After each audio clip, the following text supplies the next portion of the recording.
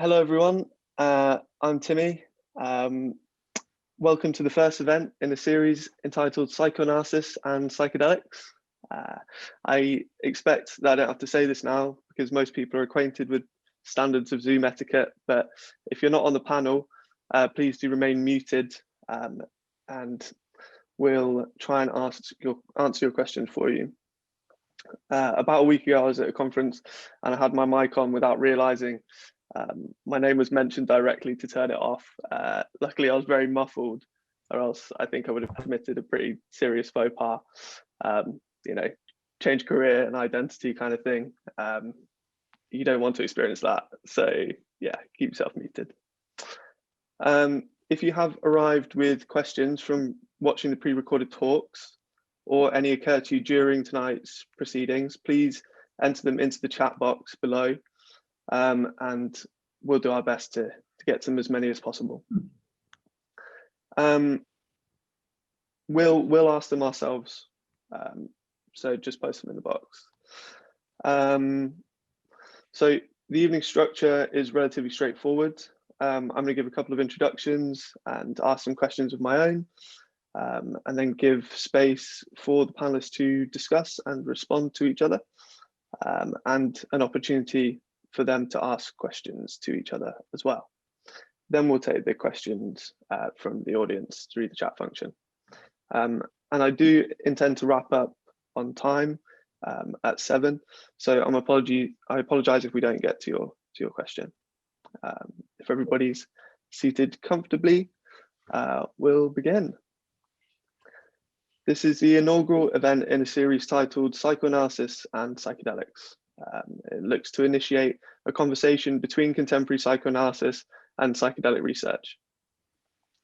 Psychoanalysis dominated the field of psychiatry when psychedelics first entered into its discourse and practice in the 1950s. Over the next 70 years, psychiatry would undergo major theoretical shifts, including a movement away from notions of a psychodynamic unconscious and towards biological mechanistic models of mental disease and suffering.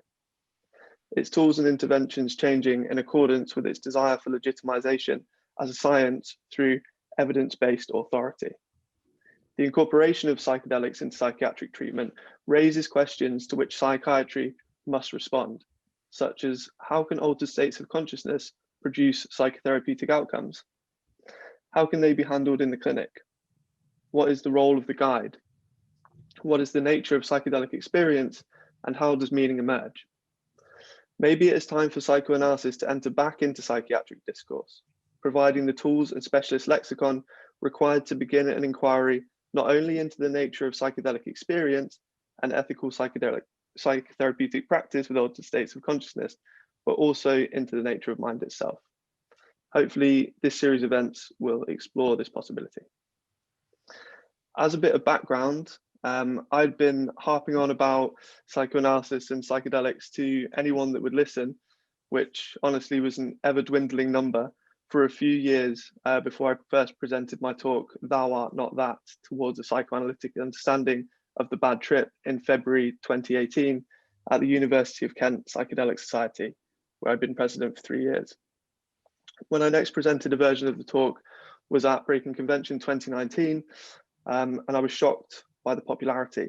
The room was packed. So if you fast forward a year, I was approached by some friends and colleagues at the Psychedelic Trials Group at King's, asking if I'd be interested in speaking or organising an event on the topic for the Maudsley Psychedelic Society. They gave me an inch and I've taken a mile. We are here at the first event and we have more to come. I've found that generally these topics are quite subversive and face a lot of stigma within the opposing communities. It's difficult to be taken seriously when talking about these things.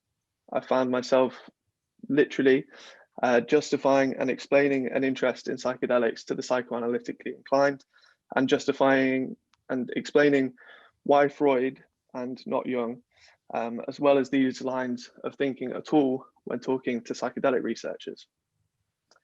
This can at times feel a little isolating, so I'm extremely excited that tonight's turnout is so large. It's already started so many conversations, and I hope there are many more to come. So thank you all for coming. And thanks, of course, to the Maudsley Psychedelic Society, that is James, Liam, Tim, and Catherine for making all this possible. And yeah, sorry I've been speaking so long. We'll hear from the panelists shortly. I'm grateful to have with me Andrew Feldmar, who is certainly a legend in the field. In 1974, 1975, he apprenticed with R.D. Laing. We also have Paul Zeal, who also apprenticed with R.D. Laing in the treatment of schizophrenia. And Nathan Gorelick, Associate Professor of English at Utah Valley University. Hello, everybody. Thank you for joining me. It's an honor to have the three of you here. Andrew, I was wondering if maybe I could begin with yourself, but I would also like to hear from each of you about your experience with others knowing about your interest in psychedelics. It appears to me that psychoanalytic voices on the topic are few and far between. I'm wondering if you yourself have experienced any stigma through the years and whether it's changed. Well, since many of my experiences and even personal experiences and even experiences in a therapeutic setting are so often ineffable, I haven't made it at all a practice to talk about these experiences. The ancient alchemists used to say, do, dare, and be silent. And I did, I dared, and mostly I've been silent. It's only recently that I am encouraged to speak about it. And even then, I think we have to be very careful in our choice of words, because we are pointing towards something, as I think Nathan very accurately pointed out in his talk, is beyond language. It's actually at the borderline of the symbolic and the imaginary, and God knows what its relationship is to the real in Lacanian terms. One of my first conversations with Laing after I arrived in London was about, I experienced this under the influence of LSD.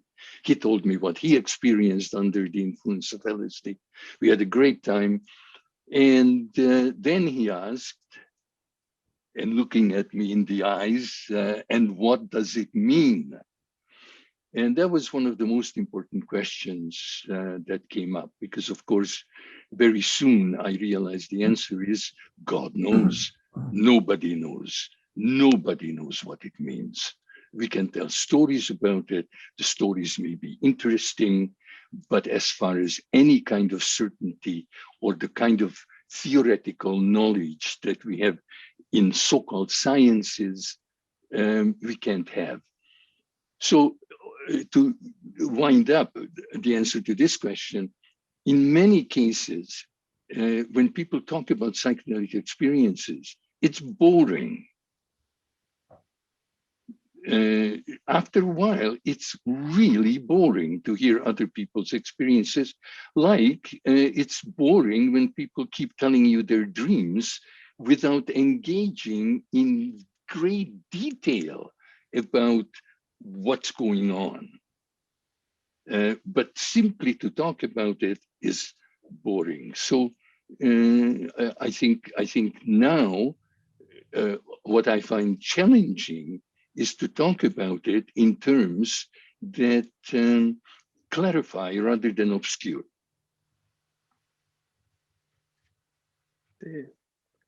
And what about yourself, Paul? Have you spoken openly about this throughout your career? Yes, and Andrew, you may have found my presentation quite boring, because I did indeed detail 5 experiences in rather close detail as the raw material for my commentary upon their value and for their possible meaning in terms of whether they were an escape for the young man that I was, or whether they were sacraments. And I suppose that in terms of psychoanalytic colleagues, there've been very few who've been interested. One who is, and who's a dear personal friend, is present on this occasion, and psychoanalysis is very keen on not facilitating escape from whatever someone's issues are, and is also rather interested in not facilitating sacrament. So I would say that it's been a kind of non-subject, really. Interesting. And how about yourself, Nathan? I've seen your book, of course, is on psychedelics and psychedelic aesthetics. Is it? I mean, I haven't written it yet, but I hope that will one day be the case. I haven't written any books on psychedelics, but I am, relatively. I'm sort of new. I'm at the beginning of this project, and so I've got a limited degree of experience along the lines of what you've been asking about. But I would say that one of the reasons why I was inspired to undertake the question of the possibility of a relation between psychoanalysis and psychedelics is precisely what you said a few moments ago about how hard you found it to be taken seriously by psychoanalysts or people interested in psychoanalysis if you are interested in psychedelics, and inversely how difficult it is to be taken seriously as a Freudian rather than a Jungian among people interested in psychedelics. And I would say that I have been fortunate to be sort of marginally plugged into the psychedelics community in the Bay Area, and found there, while I was discovering numerous points of resonance and opportunities for ongoing conversation, that when I tried to raise those opportunities with some of those folks out there, I was confronted with a sort of paradoxically dogmatic skepticism against Freud. And I theorized this a bit in my first attempt to describe what I thought would be the value of a conversation between these two fields, according to what I also described as a missed encounter between them, that when psychedelics and psychoanalysis were involved with one another, Freud had been reduced to Freudianism, to an institutionalized and dogmatized set of tools or technical apparatuses that had completely misunderstood and misapplied, and in many ways completely betrayed the Freudian discovery. And so when I brought this idea to my Freudian and Lacanian colleagues in academia, I was met with either a sort of excitement and enthusiasm on the part of people who I assume have had their own psychedelic experiences and having been steeped in the study of psychoanalysis wanted to have this conversation, or a kind of symptomatic side eye, a sort of bemused curiosity from a few other people who thought that this was maybe an amusing sideshow. And so I was at pains there to make clear through a sort of archaeology of the pre-existing research that had been shut down in the early 1970s, how fruitful and promising a revitalization of the conversation might have been. As Andrew just said, that hearing other people's experiences with psychedelics can be quite boring. One of the ways I've tried to manage this is by remaining, because of my academic training, with texts, whether they be what I'm calling psychedelic theory, people like Terence McKenna or Aldous Huxley or Alan Watts, or works of literature such as those of Philip K. Dick. And in this way, rather than having to present testimonials of one's own experience, we can develop this conversation with a kind of within a shared and shareable framework that allows for a multitude of competing or complementary interpretations. Sorry, just a reminder everybody to make sure to keep yourself on mute if possible. Nathan, when I listened to your talk, at certain points, I was reminded of one of Terence McKenna's famous lines: psychedelics are known to cause psychosis in those who have not taken them. And I'm wondering if you could say a little bit about the connection between the suppression of madness and the suppression of psychedelics that you touched upon in your talk. Yeah, certainly. Thank you. And in fact, this is a point that I think Ralph Metzner made back when he and Timothy Leary and Richard Alpert were still working at Harvard, where they met with a group of their peers. And Metzner said something like, well, there are two sorts of people in this world: people who have had a psychedelic experience and know there's something to it, and people who have not and cannot be convinced that there is anything to it. And there really is no way of bridging that divide. Well, one of the areas of research that I've been developing has to do with the indebtedness of psychedelic theory to artists and authors who were avowedly against any form of what they would have called intoxication. So people like William Blake, for instance, people who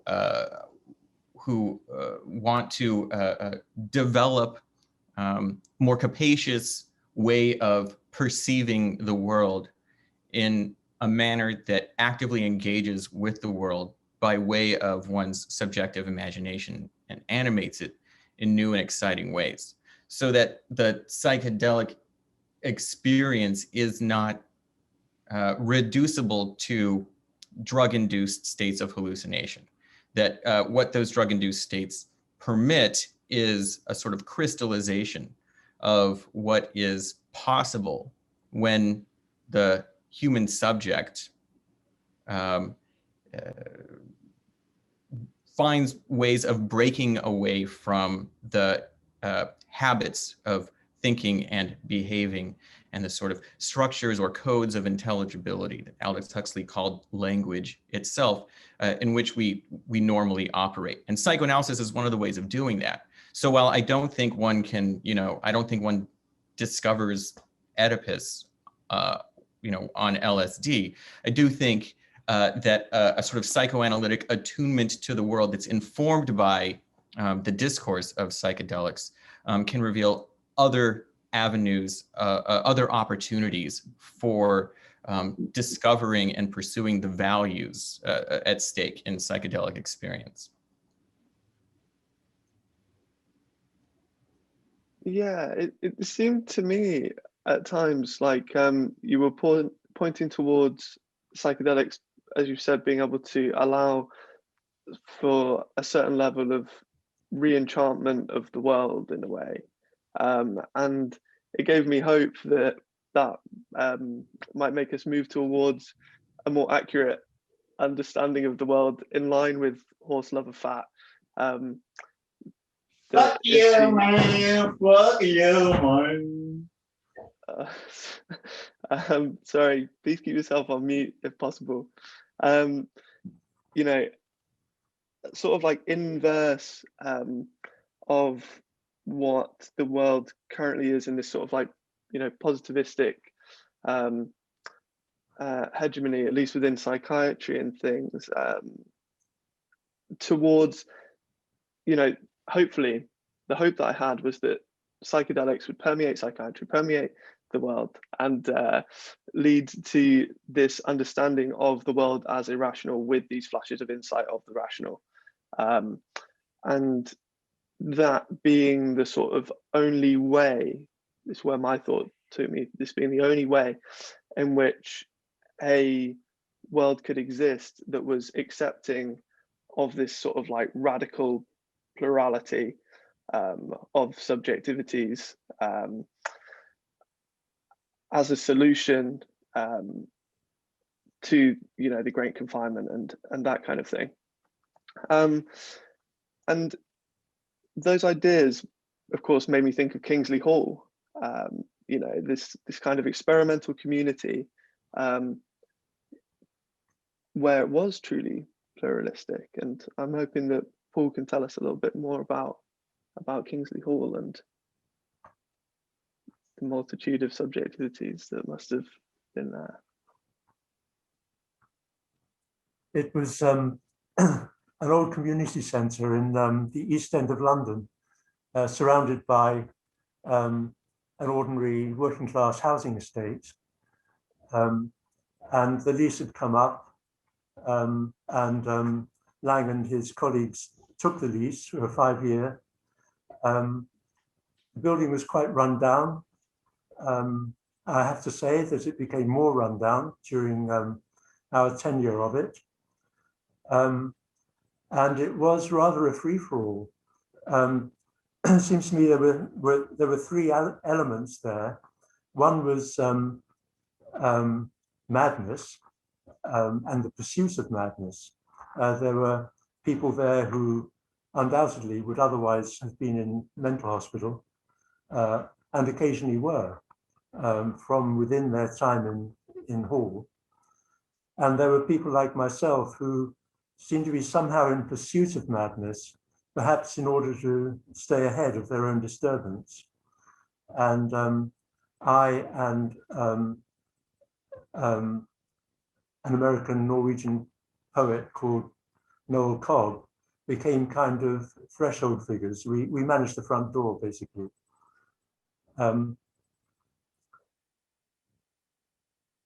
Another element was psychedelia, and Lang provided some of us with top quality LSD, which we explored with the somewhat mad project that along the line of the theory of psychedelics are kind of psychomimetics of psychosis, that somehow by taking and exploring LSD experience, that we would know the mind of those who were frankly more disturbed. This involved a kind of idealization of those who were more disturbed, some of whom, who were there, responded with great elegance to the opportunity to be idealized and develop their wits and their acumen and had rather good time. Others found it much more difficult to keep the pace, and many hours through the night and the day were spent sitting with them or following them around, trying to create a kind of a holding milieu and a sense of safety. And the third element, certainly for me, was Eastern wisdom. So I would say that for my young self, it was an immersion in Western madness and in Eastern wisdom. And I think in terms of the latter, it provided a language,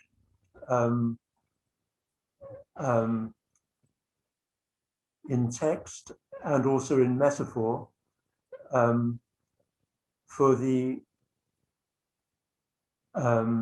contextualization of the sort of experiences that LSD opened up and gave a great sense of safety and holding. And also, in my case, it helped me, as it were, to disentangle myself from the Christianity of my background and the cultural Christianity that remained, and which I had ceased to find fit for purpose. So this sudden revelation of Eastern wisdom was captivating, but also very seriously pursued.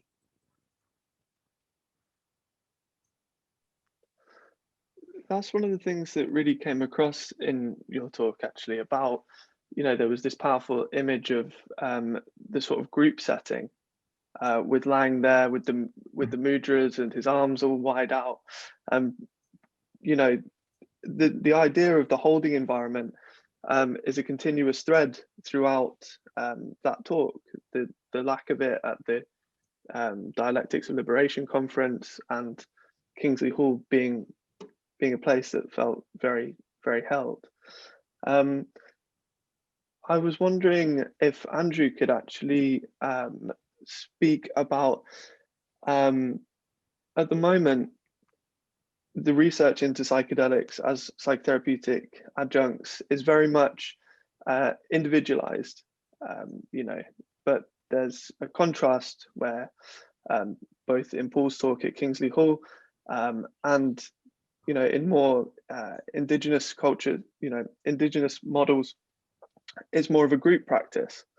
And I'm wondering if you could speak a bit about your thoughts on the benefits and the pros and cons of both group and individual psychedelic psychotherapy. Well, I probably made it clear in my talk that any kind of scientific or experimental approach to this field, I think, is deeply flawed and deeply mistaken.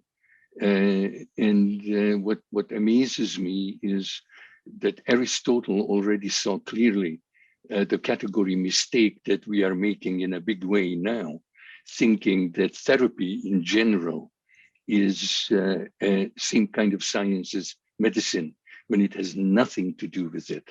So I just want to say that what I say can only be empirical, which to me is good enough, rather than experimental or evidence-based. For me, evidence-based is like a dirty word, like it's a madness, totally. But there haven't been the kind of communities now that are experimenting with psychedelics, like people who get together for ayahuasca, for example. I think it's interesting, but it has nothing to do with the indigenous communities that have used ayahuasca before it was put on the larger map, because the kind of groups that are using psychedelics now are like bus queues, like they are random gathering of people. It's not a community. You know, like we might as well have people drink ayahuasca as they are waiting for a train or a bus. So if what is healing is what we usually refer to as communion, which is suddenly experiencing ourselves as a small part of something larger than ourselves, then false communion, in my mind, is poisonous. It's I suppose what Paul referred to as escape. False communion is not going to help anyone. It's like, in a way, it's a form of being politically correct. Like, who needs it? But true communion, I think, is well worth pursuing. And at the moment, unless people are willing to actually form genuine communities, like Kingsley Hall was an attempt at forming a genuine community, not a bus queue, then true communion could probably occur far more frequently between individuals. So, you know, I'm not religious, I'm certainly not a Catholic, but Jesus is reputed to have said, where two or more gather together in my name, I will be there. So there is a pointer, a very poetic pointer, that divinity doesn't show itself to the individual. It's 2 or more. But 2 is magic enough for us beginners to experiment with. Whether we are looking for sexual communion, which I would depict as I am one wing, the partner is another wing, and then neither of us can fly. One wing does not fly.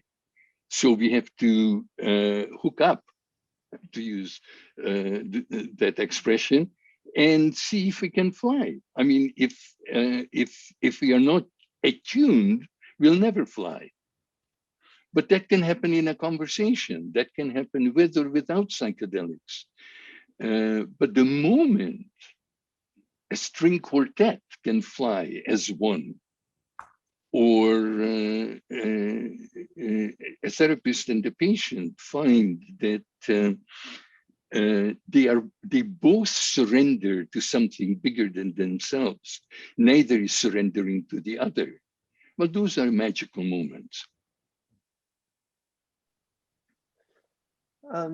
Nathan, I don't know if you had the same kind of thought as me around this. Of course, in the Lacanian lens, a sort of psychosis might be a break in the social link. It might be some sort of distance in some way in which the delusion tries to reinstate. And so that kind of troubles the notion of the association between a psychedelic state and a psychotic state, in that if the psychedelic state is bringing 2 into communion, a psychotic state would be breaking away from that. Do you have any thoughts on that? Yeah, wonderful question. Thank you for that. And what it puts me in mind of, first of all, is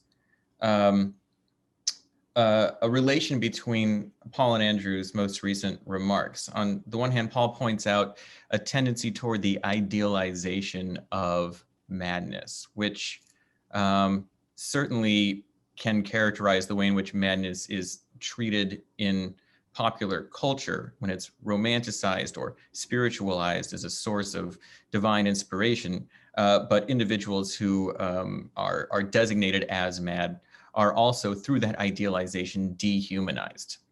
Idealization is one form of dehumanization. The other danger that I think goes hand in hand with the idealization of madness is the medicalization of psychedelics. And something like sort of ayahuasca tourism is a good example of how these 2 seemingly opposed tendencies come together. When it's a question of sort of going on your own private soul journey, and I mean, I don't want to be pejorative toward people's experiences here or what they're looking for, but the industrialization of ancient or shamanistic practices, the commodification or commercialization of them, I think, leads to precisely that sort of false communion that Andrew is speaking about. Whereas true communion is you know, I think it might still be possible even within or in coming out of those experiences of false communion. But to return all of this to the question of community and psychosis that you were just asking, Timmy, I think, so you point out that for from a Lacanian position, psychosis involves a kind of break in the social link. And the way that I would put that somewhat differently is that from a sort of classically Lacanian position, mid-1955, that psychosis names a breakdown of the point of the individual's insertion into, the point of their contact or being sort of sewed up into the social link. The sewing becomes undone. Now that causes what Lacan calls a cascade of reworkings of the signifier. The social link is another way of saying language is the structure of the social link. So when it becomes unstructured, you've got all these signifiers laying around, and it's the task of the psychotic through the delusion to recombine those old signifiers in new ways. So there's nothing unreasonable or irrational about the delusion. It's an intensely rational process. Even back in the late 17th century, someone like John Locke points this out. He says that madness is reasoning correctly from wrong presuppositions or wrong assumptions. So what the psychotic is doing is rebuilding reality in order to make sense of that catastrophe, that catastrophic fallout from what Lacan calls the symbolic order. One of the points that I tried to insist upon in my presentation, though, is that this is not for the sake of sewing oneself up into an entirely insulated sort of cocoon from which one can be safe or secure from the social order, but rather an appeal to another. It's precisely an attempt to reestablish a community with an other. And so when, as Andrew pointed out in his presentation, we stand outside of the experience, diagnose it, objectify it, want to understand it as an object of knowledge rather than a perfectly legitimate response to an irrational universe, then we fail the psychotic in refusing that address.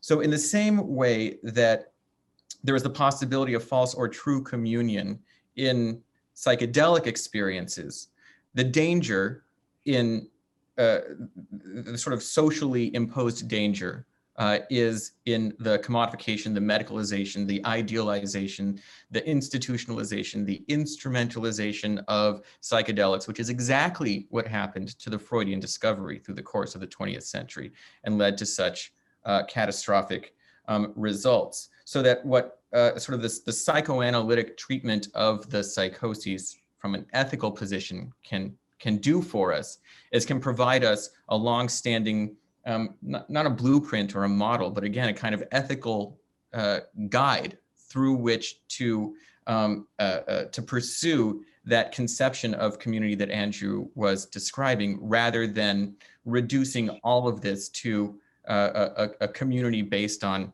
commodity. And that is a way of learning from the psychotic and from the psychoses what it means to be together, not despite, but through and across these ineffable experiences that are so overwhelming and take us beyond language, beyond the ego, beyond the confines and the limitations of the social link. It's fascinating, this idea of you know, the creativity there, a real creativity, and it's of course another way in which the sort of psychedelic state could be analogous to a psychotic state. And Paul, I'm wondering if you have any thoughts about the creative nature of psychedelic experience and whether there's any analogies with psychosis there.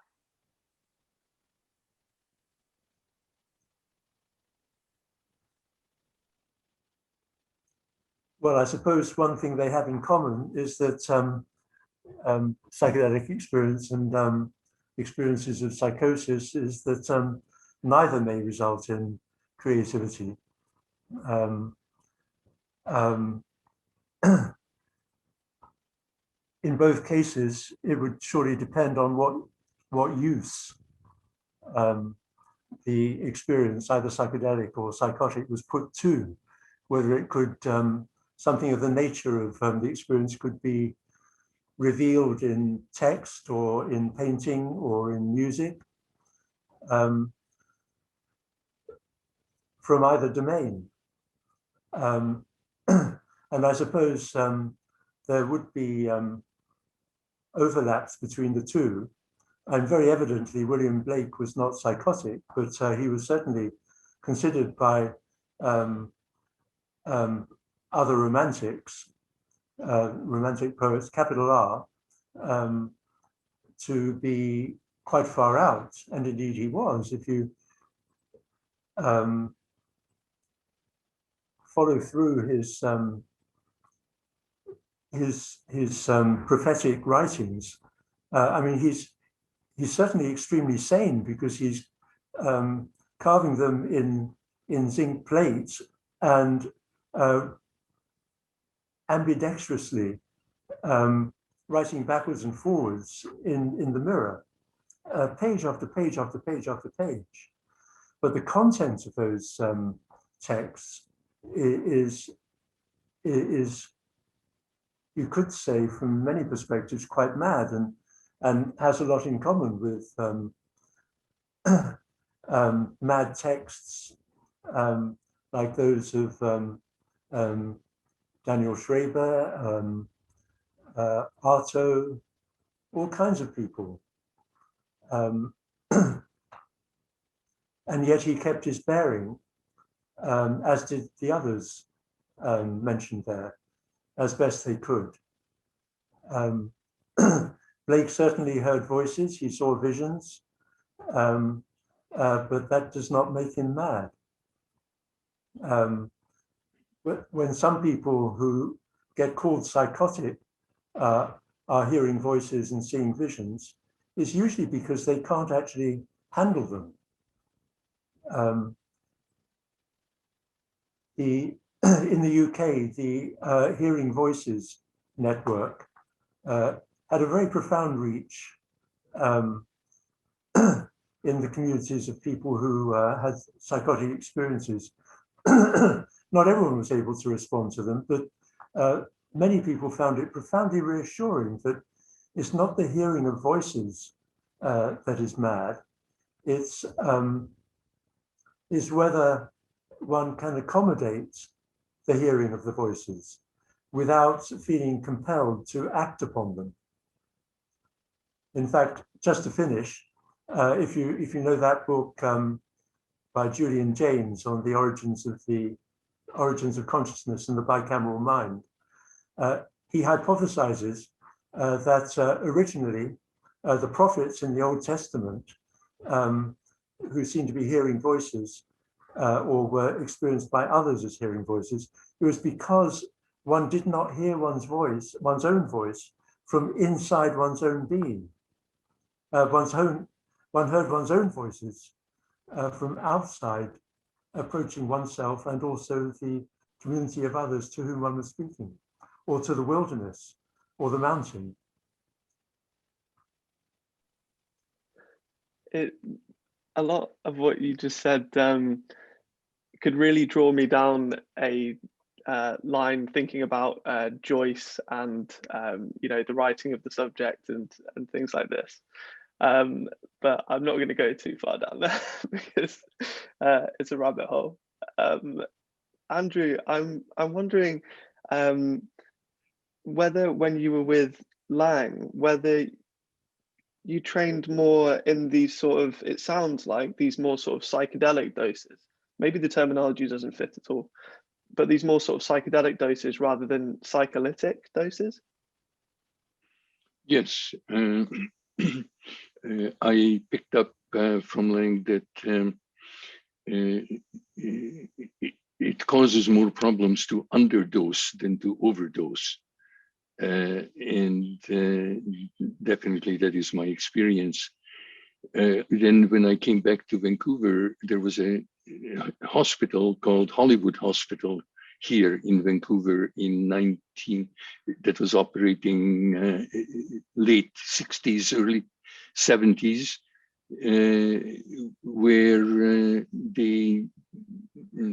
it was the only drug they used was LSD. And they used it for two purposes. One was to convince alcoholics to stop drinking, so-called alcoholics to stop drinking. And the other one was to increase creativity of otherwise very successful and creative people. Those were the two streams. And they generally used 1,200 micrograms for a trip. So I think Lang was more comfortable. If we are going to go into an altered state, we might as well go into it. Most of my training was really in psychoanalysis. The psychedelic part was not distinct from it. Like there was no distinction. Like in whatever altered state of consciousness we entered into, the thinking about our experience was informed by psychoanalysis. It was independent of the state of consciousness we happened to be in.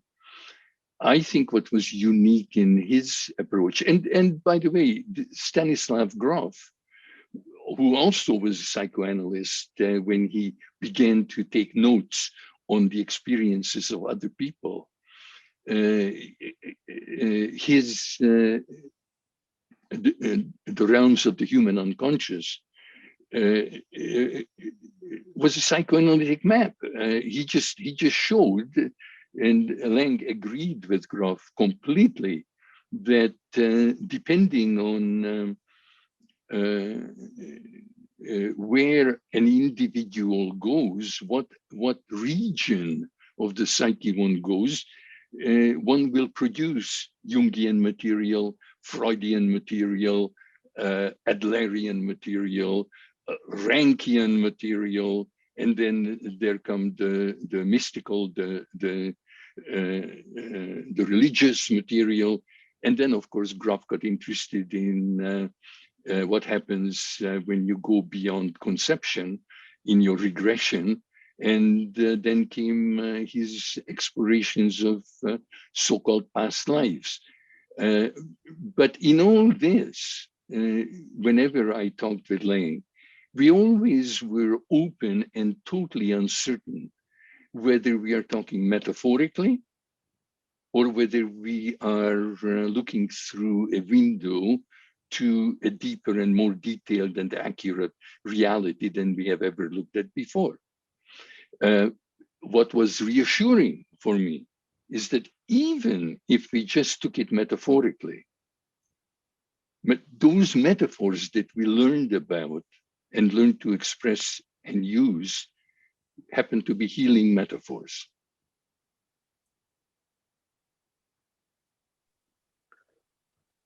That's really interesting. It made me think of a topic that's on my mind quite a lot when thinking in these spaces, and one that's come up in the questions too. So I'm going to throw this one out, and you can whoever has a thought.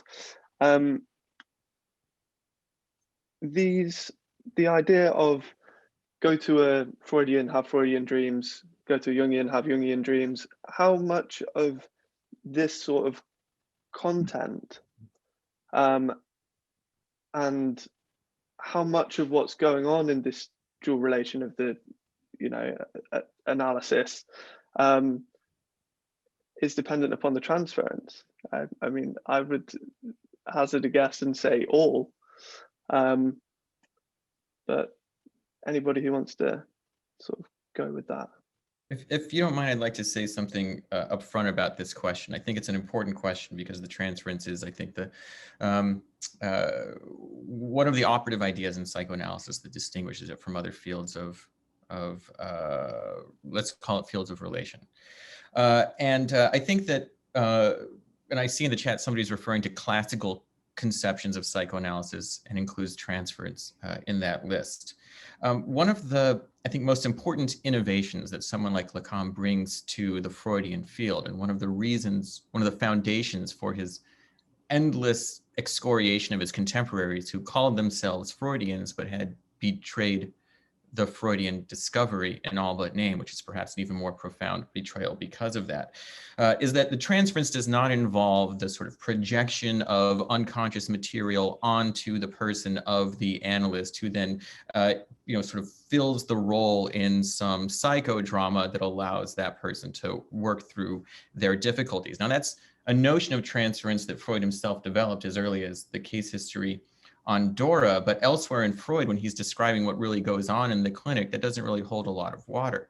One of the reasons why I emphasize that psychosis is a particular structure of address, and I further emphasize, by the way, that the term psychosis is a deeply problematic one. It's one of those examples of diagnosis, which leads to a kind of objectification and therefore an alienation from the possibility of a relation, is because transference also describes, characterizes psychoanalysis as a structure of address in which the subject of the unconscious, this is the Lacanian conception, the subject of the unconscious wants to make itself known, but does so through the conduit of the analyst, that the analyst doesn't know anything in any technical or expert sense, but instead through their history of experience with the unconscious is able to accompany the subject on the road to self-discovery. This is one of the reasons why I thought, Andrew, your characterization of self-knowledge as simply meaning putting oneself in a new situation and seeing how one behaves is such an appropriate and useful characterization, not only of the adventure of psychedelics, but of the adventure of psychoanalysis itself. So to speak of the question of that psychoanalytic content being dependent on the transference, I think we ought to be clear that if psychoanalysis names not a technical apparatus, but an ethics and a structure of address, then that means that psychoanalysis is a way of attuning oneself and attuning oneself in a relation with another to, to use a term from another term from R.D. Laing, to what's really going on. And that means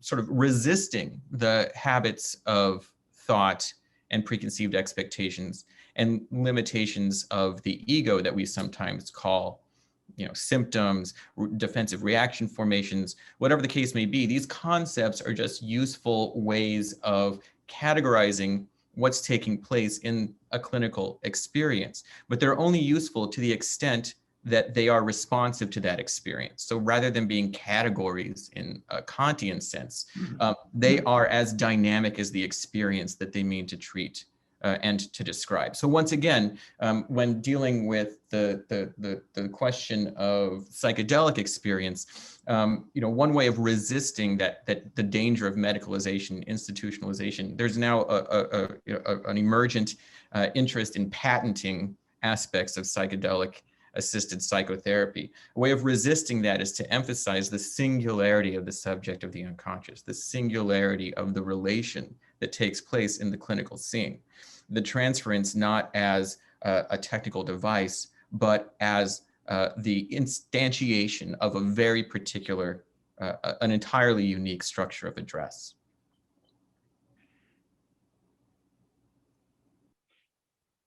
I suppose that all I would add to that really is that transference means a carrying across.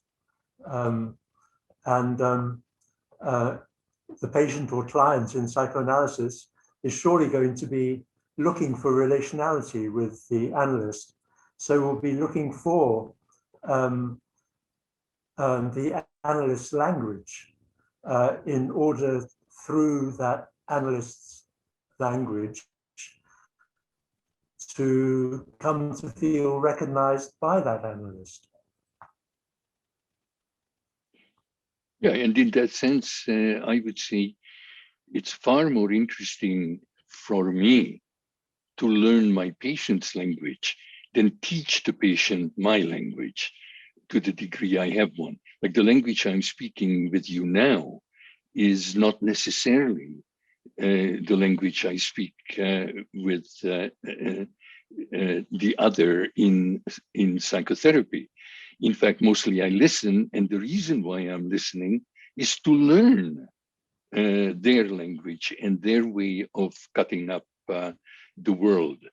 One other thing that came to my mind is Aldous Huxley wrote a book called The Perennial Philosophy.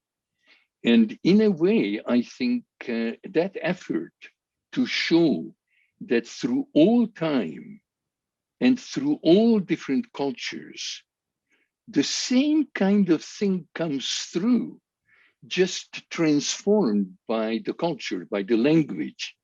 But in a Chomskyan sense, the deep structure of all the surface structures is identical. I think that certainly comes through experiences through psychedelics. And, if the community I'm drinking ayahuasca with is Christian, then at a certain point, I may have an encounter with a Jesus-like figure. On the other hand, if I'm taking, drinking ayahuasca with people who are into tantric Buddhism, I may have very different imagery. But what fuels the Christ imagery and say the Buddhist imagery is the same thing.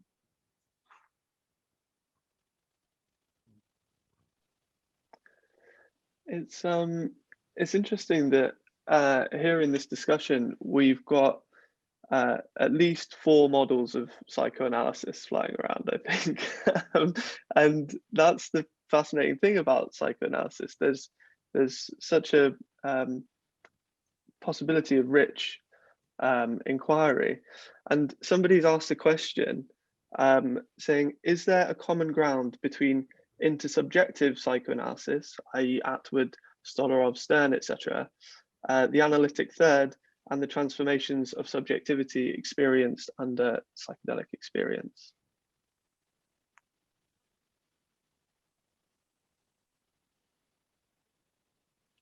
I don't know if anybody wants to take that one. No, absolutely not. It's a big question. I just say that I think it's an interesting question.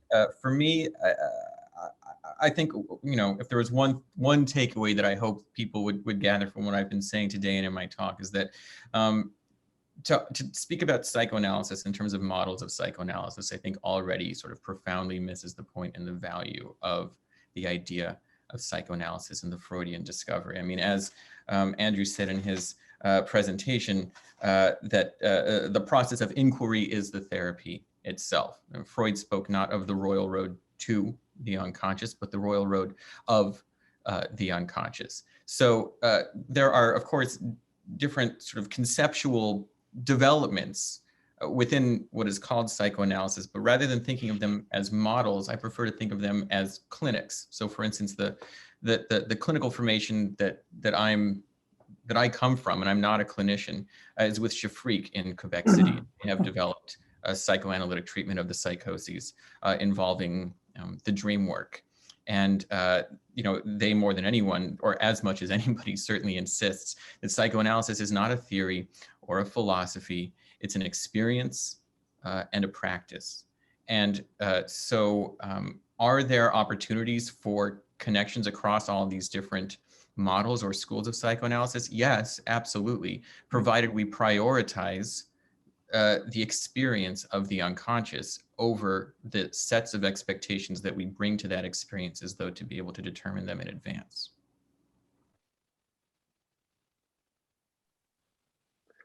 Somebody's commented a part of Andrew's presentation that they loved, which I loved too. The quote was, the therapy is in the inquiry itself. And that resonates with what you've just been saying, Andrew. Nathan, sorry. Would you like to say some more about that, Andrew? Well, just that although Lang was trained assiduously and for a long time in psychoanalysis with some of the most outstanding psychoanalysts of the time, what he called himself was an interpersonal social phenomenologist. He never called himself a psychoanalyst. And I think all three words, all three parts of the description are significant. And very briefly, I would just say, I'm a phenomenologist only to the degree that my inquiry with anyone is about what is the case. Can we together describe and depict what's going on?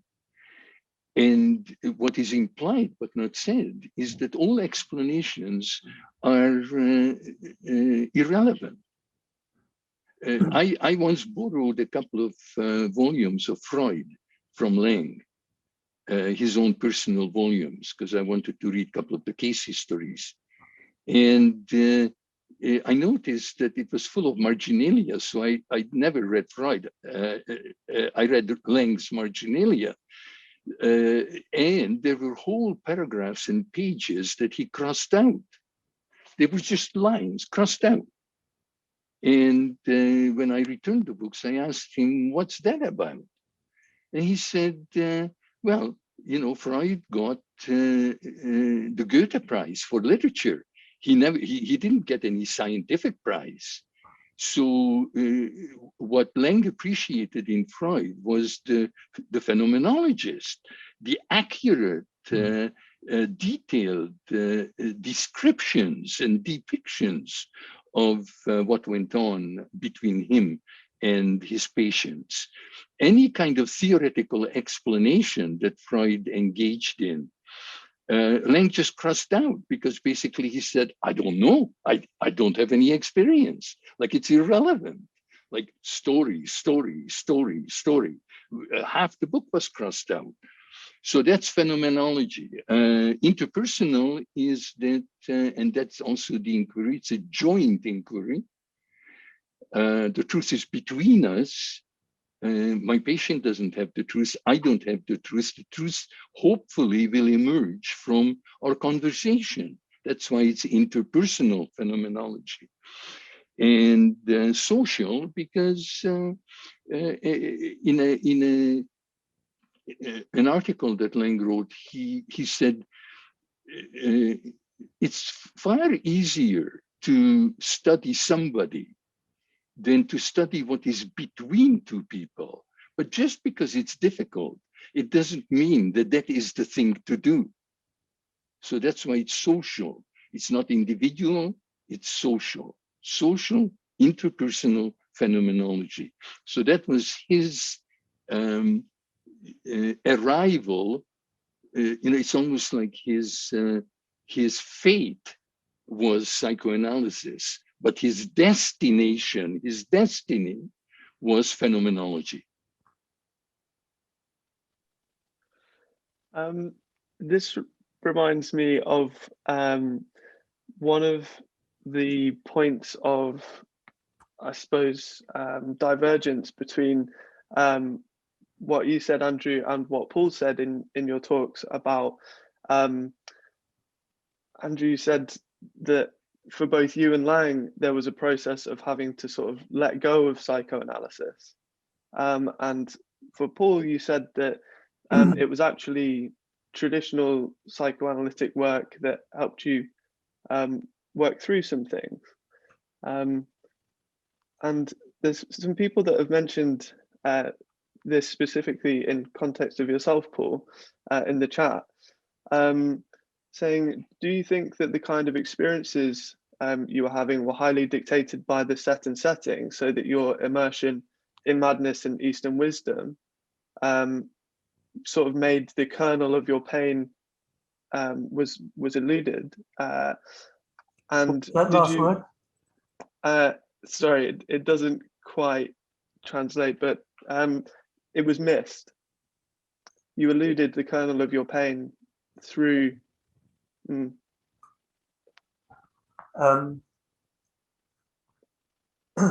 Well,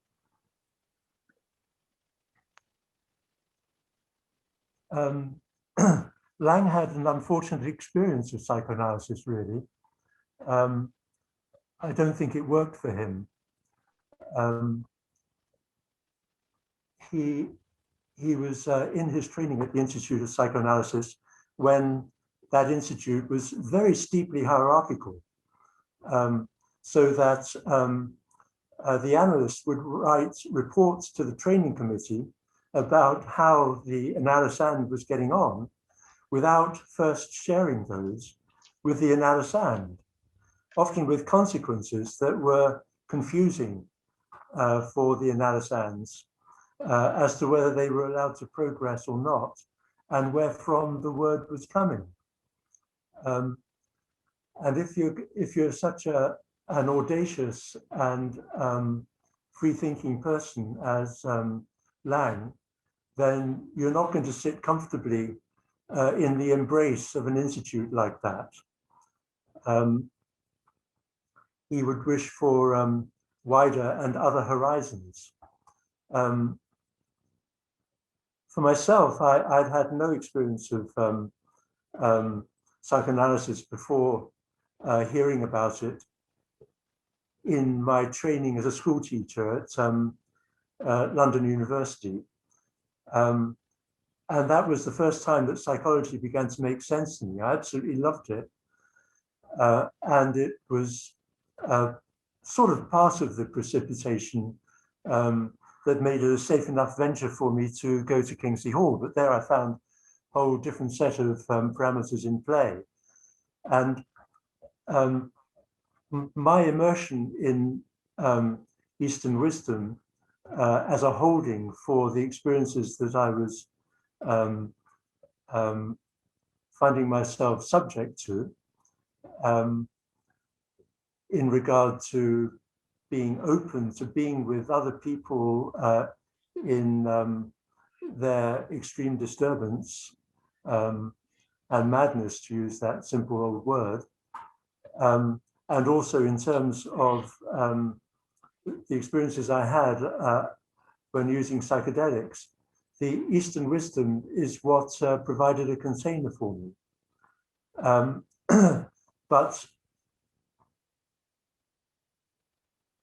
when it came to how was I to live after Kingsley Hall in the more ordinary world without such an extraordinary container as Kingsley Hall, then I had to come down to earth. I had to find some kind of grounding for myself. And I did have underlying issues of concern to do with my family of origin and so on and so forth, that had not been addressed in detail in any way at all hitherto. So when I was in my training analysis, which began with my saying, well, I think I would like to see you, I got the crisp reply, well, you don't come here to see me, it's not a relationship. And I felt an enormous sense of relief, because I was living in a very crowded social world. And this might be one place in the world where I could be with someone without having to be in a relationship with them. Sounded like paradise. And it did facilitate a kind of working with the underlying anxiety and depressive anxiety that I was subject to from what I'd inherited from my grandparents and parents, subject to 2 world wars. So that is why I sought another container. And I suppose, just to finish, it's a bit like people find, well, people who ran Zen centers and so on and so forth in the 60s and 70s, when in the psychedelic heyday, they often found that the people who came to the Zen centers who had been using psychedelics had very quick access to what it was all about. But after a while, they ceased to progress as well in terms of attaining quietness and insight, humility, a sense of kindness, as those who had a more pedestrian way of approaching. And Joan Halifax somewhere says that of her own psychedelic experience and those of others, that she found that those who had used psychedelics, their sense of self was less closely knit, generally speaking, more porous. And in the meditational processes, some kind of condensing had to happen. And for me, I think I found that through psychoanalysis. Thank you, Paul. I'm conscious that we've come up to time, but I realise that I haven't given any of you an opportunity to ask each other questions directly. Maybe. I'm sorry, but I have to leave. So thank you for inviting me. Thank you, everybody who listened, and thank you, Paul, and thank you, Nathan. But I have to leave. See you all. Thank you, Andrew. Thank you, Andrew. All right, now we can talk about him. So if either of you have got a question for one another, maybe we can do that, and then we'll call it a night. Well, I do have a question for Paul. Near the beginning of your video presentation, you addressed the question of the possible value of the use of psychedelics in the clinic. And the answer that you gave, and I'm paraphrasing, I don't mean to put words in your mouth, is, I don't know, but I do know, you said, that it's the environment that makes what's possible make sense. And I guess my question then is, if we think of psychoanalysis as something other and in fact opposed to ego psychology, because it is not a therapeutics of adjustment, if instead psychoanalysis names an ethics which aims to help the subject in their quest to transform themselves in their relation to the social link, and in so doing to transform the social link in order to make a way, a better way, a new way for the subject. Whether you think the transformations in the environment that psychedelics make possible could be thought of as a new opportunity to undertake this bidirectional transformation. Well, I suppose it depends whether the environment it has the capacity. I mean, if the environment is very restrictive and restricted, then the transformations that are possible are only those that can occur within that, and that might go for the way that psychedelics might become more currently used in clinical settings. To what degree will the clinical settings invite a loosening of the ego structures?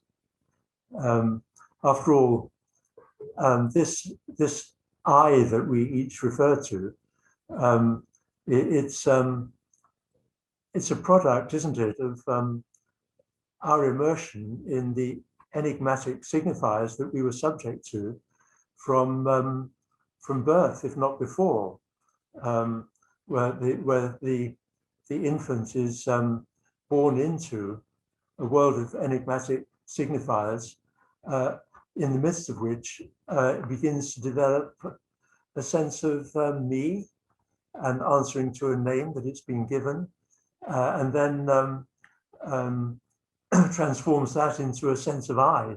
But this is a profoundly conditioned I. It's an I given.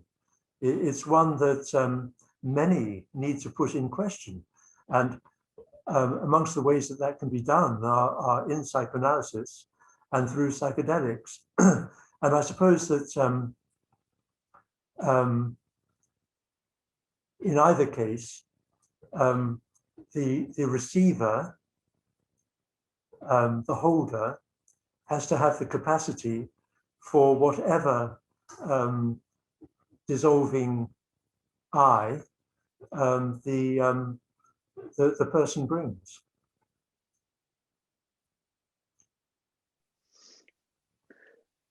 Thank you very much. So Paul, unless you've got a direct question for Nathan, I think that let's. Could I, as a courtesy, return the compliment of a question? And it would be, Nathan, something in the way of, you said at the beginning of this evening's process that you you chose to present the issues of concern to you about all this through literature rather than through more personal testimony. I wonder if you'd like to say anything more about that? Certainly, and I have just a brief response to that, I think, brief relative to my typical goings on. I would say that, first of all, there is something utterly singular about the psychedelic experience, and incommunicable and untranslatable, which is part of what we find so compelling and appealing. And there has been for the last 70 years, and now an increasingly growing body of evidence which standardizes those experiences. So for me, the question is not what happens when you're on a trip. The question is, what are the means by which we make those experiences meaningful? I think Andrew used the term that sort of poetics with which one returns from a trip. And I think there is already, I think that's a perfect term for it. There is only, the sort of referential function of language, as Roman Jakobson describes it, that allows us to detail or anatomize what a trip is like, whether it's into inner space or outer space, along the lines of something like Masters and Houston's The Varieties of Psychedelic Experience. Well, that doesn't really tell us anything any more than an MRI can tell us about the experience, except on a very sort of biomedical, organic level. So there is already an inherent relation between the poetic function of language at stake in literature and in some forms of philosophy and theory, and the poetics of meaning making when it comes to making a trip something more than that isolated, ineffable experience. And I think that psychoanalysis and literature together afford a particularly fruitful a foundation from which to continue to develop that aspect of psychedelic meaning, independent of psychedelic science. Mm. And I want to take a quick moment, by the way, to thank you, and I would have thanked Andrew before he skipped out, and Timmy, of course, and the other members of the Maudsley Psychedelic Society, and everybody who is able to attend this event. This has been an extraordinarily enlivening and exciting. It's just been really fun for me. So I'm very grateful for the opportunity. Thanks very much, I Nathan. all of that. Thanks, Paul. Yeah, it's been a pleasure to have you both and to work with you to get this together. Thank you so much for coming, and thank you everybody who came to listen as well. And yeah, the Maudsley team for making it possible. Let's see each other soon, I hope. Bye now. Thanks again. Thank you. Thanks. Bye.